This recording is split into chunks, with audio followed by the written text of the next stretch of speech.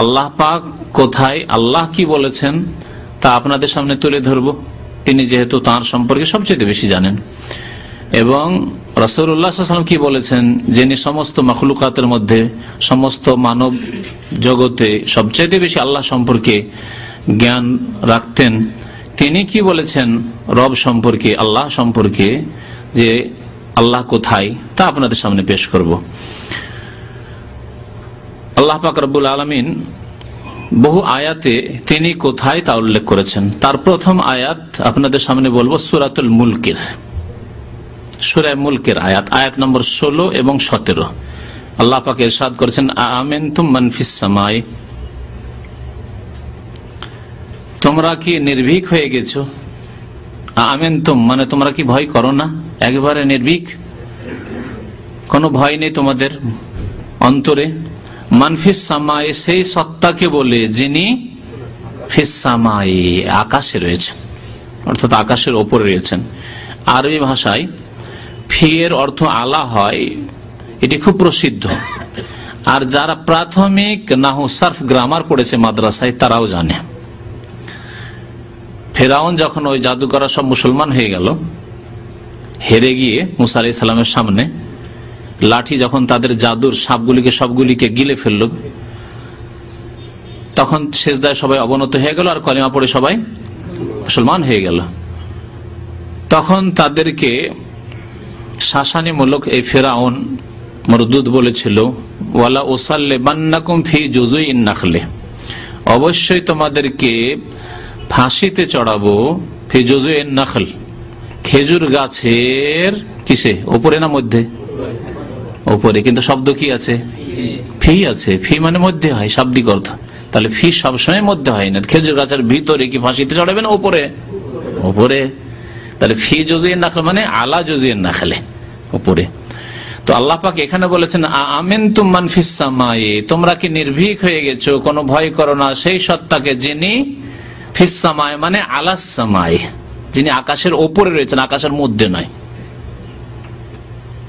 আকাশের ঊর্ধ্বে রয়েছেন, এবং তিনি আকাশ জমিন সবকিছুর চাইতে বড়, সমস্ত মাখলুকাত চাইতেছেন। আল্লাহর ক্ষুদ্র মাখলুকাত আল্লাহর তুলনায় হচ্ছে আকাশ জমিন সূর্য চন্দ্র, সমস্ত কিছুর ঊর্ধ্বে, সমস্ত কিছুর উপরে আল্লাহ পাক রয়েছেন।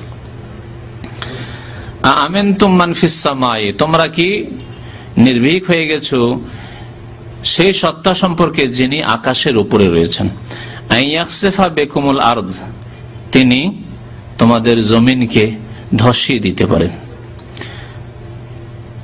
তারপরে আয়াতে আল্লাহ পাক রব্বুল আলামিন বলছেন, ধসিয়ে দিল ফাইজাহা তামুর, তখন জমিন কম্পমান অবস্থায় স্থির থাকবে না, বসবাসযোগ্য থাকবে না। আ'আমিনতুম মান ফিস সামাই, আর নাকি তোমরা নির্ভীক হয়ে গেছো সেই সত্তাকে বলে যিনি আকাশে রয়েছেন। আবার বলছেন আল্লাহ পাক রব্বুল 17 নম্বর আয়াতেও সূরাতুল মুলকের, আ'আমিনতুম মান ফিস সামাই আন ইউরসিলা আলাইকুম হাসিবা, সেই সত্তাকে বলে তোমাদের কোনো ভয় নেই যে আল্লাহ, যে সত্তা তোমাদের উপর পাথর বর্ষণ করতে পারেন। আন ইউরসিলা আলাইকুম হাসিবান ফাসাতা'লামুনা কাইফা নাযির, আল্লাহ যদি পাথর বর্ষণ করেন আকাশ থেকে, আল্লাহর আযাব যদি নাযিল হয় উপর থেকে, তাহলে তখন জানতে পারবে কাইফা নাযির, সতর্ক বাণী কেমন ছিল। আল্লাহ পাকের সতর্ক বাণী, সাবধানতা, সাবধান করা তোমাদের কেমন ছিল, যে তোমাদের সতর্ক সাবধান করা হয়েছে কিন্তু সাবধান হওনি তোমরা। এই আয়াত স্পষ্ট প্রমাণ করে যে আল্লাহ পাক কোথায়, আকাশের ওপরে, স্পষ্ট কথা। আরো বহু আয়াত আজকে শোনাবো আপনাকে কোরআনে কারীম থেকে। একটি হাদিস শুনে তারপরে আয়াতগুলি শোনাবো। মুআবিয়া ইবনুল হাকাম আস-সুলামি রাদিয়াল্লাহু তাআলা আনহু সাহাবী বর্ণনা করেছেন, হাদিসটি সহিহ মুসলিম শরীফে রয়েছে।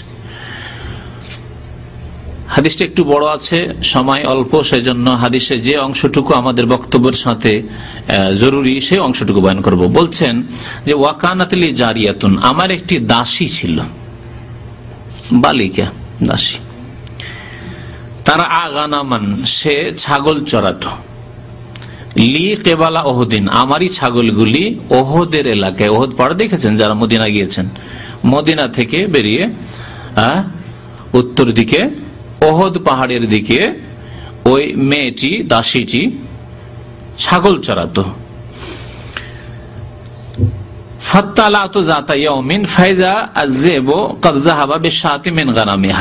একদিন আমি দেখতে গেছি, দেখি আমার বকরি ছাগলের কি অবস্থা। গিয়েছি, দেখি যে একটি নেকড়ে বাঘ এসে আমার যে বকরির পাল ছিল সেই বকরির পাল থেকে একটি বকরিকে নিয়ে গেছে। বলছেন যে আনা রাজুলুম মিন বানি আদম, আমি একজন আদম সন্তান মানুষ। মানুষ মানে আসাফু কামাই আসাফুন, অন্য মানুষের যেমন রাগ হয় তেমন আমারও রাগ হয়েছে, বড়ই রাগ হয়েছে আমার, যে কেমন করে তুমি বকরি চড়ালে, দেখাশোনা করলে, যে তুমি থাকতে, রাখাল থাকতে দেখাশোনা করছো, আর নেকড়ে বাঘ আসলো আর এসে আমার বকরি উঠিয়ে নিয়ে গেল। লাকিন্নী সাকাকতুহা সাক্কা, এই রাগে আমি বরদাস্ত না করতে পেরে আমি তাকে একটি খুব জোরে চড় দিয়েছিলাম। সাক্কাতুন মানে চড়া, লাতা মানে চড় হয়, গালে মারা, মুখে মারা, একটা চড় দিয়েছিলাম। দেওয়ার পরে কিন্তু ভুলের অনুভূতি হয়েছে। বলছেন রাসূলুল্লাহ সাল্লাল্লাহু আলাইহি ওয়াসাল্লাম দরবারে এসে হাজির হলাম। ফাআজ্জামা যালিকা আলাইয়া, এসে যেমনই বললাম নবী করিম সাল্লাল্লাহু আলাইহি ওয়াসাল্লাম আমার উপর বড়ই কঠোর ভূমিকা নিলেন। বড়ই পাপ করে ফেলেছি জানো, এইভাবে নবী করিম সাল্লাল্লাহু আলাইহি ওয়াসাল্লাম তুলে ধরলেন। কত বড় অন্যায় করেছো তুমি, কি অন্যায় করেছো তুমি, একটা নেকড়ে বাঘে বকরি নিয়ে গেছে, না হয় তুমি একটা মেয়েকে, তোমার দাসীকে এইভাবে মারলে, চর আল্লাহ পাকের কাছে কি জবাব দেবে তুমি? ফাআজ্জামা যালিকা আলী, কুলতু ইয়া রাসূলুল্লাহ, আমি তখন বলি আল্লাহ রাসূল সাল্লাল্লাহু আলাইহি ওয়াসাল্লাম, আমার এই অন্যায়ের খেসারত হিসাবে, অন্যায় থেকে মুক্ত হওয়ার জন্য, তওবার জন্য, আফালা উতিকুহা, তাকে আমি আজাদ করে দেব, স্বাধীন করে দেব। আমার আর কাজ করতে হবে না, তাকে স্বাধীনভাবে ছেড়ে দেব, আল্লাহর ইবাদতবন্দি করবে, নিজের যেখানে থাকবে মান সম্মানের সাথে থাকবে। বলে আফালা উতিকুহা, তাহলে এত বড় অন্যায় যখন করে ফেলেছি, তাহলে এর কাফারা হিসাবে আমি তাকে স্বাধীন করে দেবো, আজাদ করে দেবো। কালা ইতিনি বিহা, তার আগে আমার কাছে নিয়ে আসো, ওই মেয়েটিকে, বালিকাকে আমার কাছে নিয়ে আসো। ফাআতাইতুহু বিহা, ওই মেয়েটিকে নবী করিম সাল্লাল্লাহু আলাইহি ওয়াসাল্লামের দরবারে নিয়ে এসে হাজির করলাম।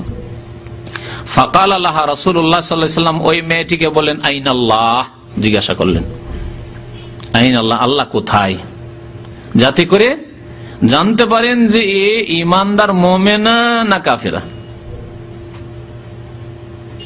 আইন আল্লাহ, আল্লাহ কোথায়, তাহলে আল্লাহ কোথায় জিজ্ঞাসার মাধ্যমে একজন ব্যক্তি সম্পর্কে জানা যায় যে সে মুসলিম না কাফের, ঠিক না?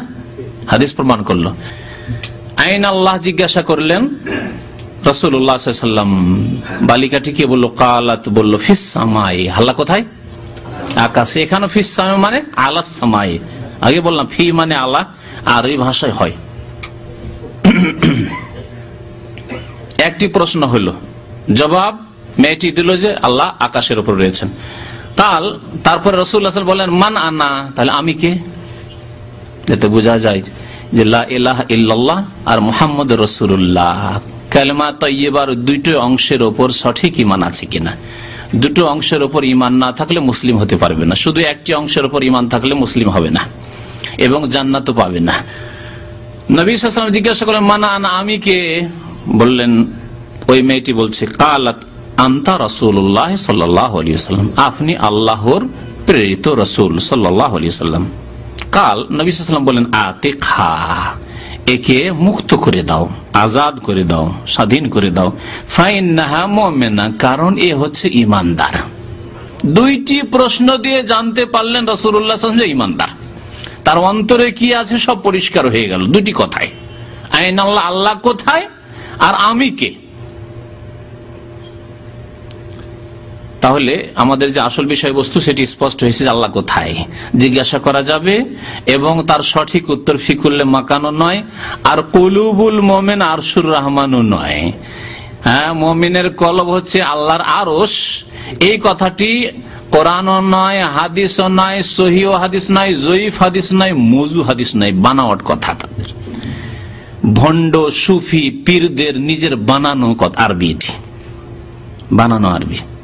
কেউ যদি বলে যে না আল্লাহ আরশে নেই, আকাশের উপরে নেই, ফিকুল্লে মাকান বা কলবে কলবে আছে, কলুবুল মুমিন আরশুর রহমান, সে কুফরি করলো, কুফরি কথা বললো। কারণ সে কোরআনকে অস্বীকার করলো, রাসূলুল্লাহ সাল্লাল্লাহু আলাইহি ওয়াসাল্লাম হাদিসকে অস্বীকার করলো।